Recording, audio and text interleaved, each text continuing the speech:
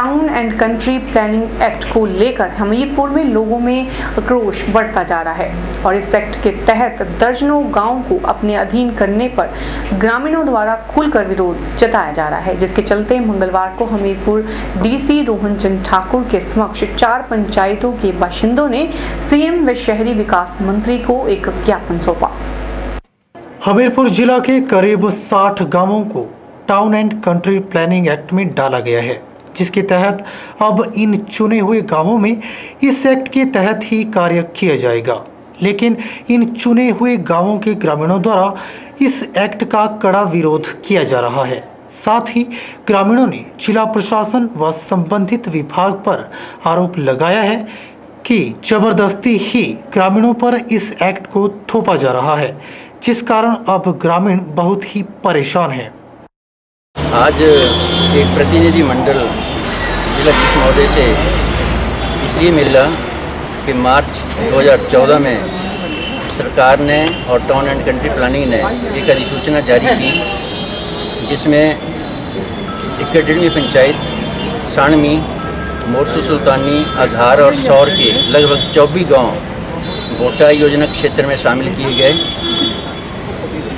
लोग ये चाहते हैं कि अगर इस प्रकार की योजना लागू करनी थी तो उससे पहले लोगों की राय ली जाती, लोगों से विचार विमर्श किया जाता, उन्हें बाई लॉज के बारे में बताया जाता कि टाउन एंड कंट्री प्लानिंग के बाई लॉज क्या हैं, इसके प्रो एंड कॉन्स, लाभ हानियाँ क्या हैं।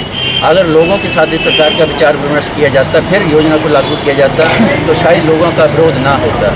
परंतु सरकार ने तानाशाही रवैया अपनाकर इस अधिसूचना को लागू करके लोगों के ऊपर एक ऐसा भार सौंप दिया है कि लोग अब सड़कों पर उतरने के लिए विवश हो गए हैं। आज इसलिए पहले भी मार्च में एक प्रतिनिधि मंडल जिलाधीश महोदय से के माध्यम से माननीय मुख्यमंत्री महोदय को ज्ञापन दिया था, उस पर भी कोई आज तक अमल नहीं हुआ।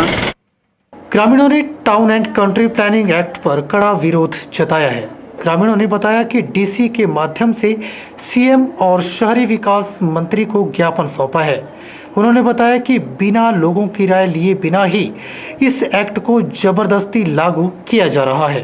पंचायत के 2 काम है वो टाउन एंड कंट्री प्लानिंग के इसके दायरे में आए हैं, तो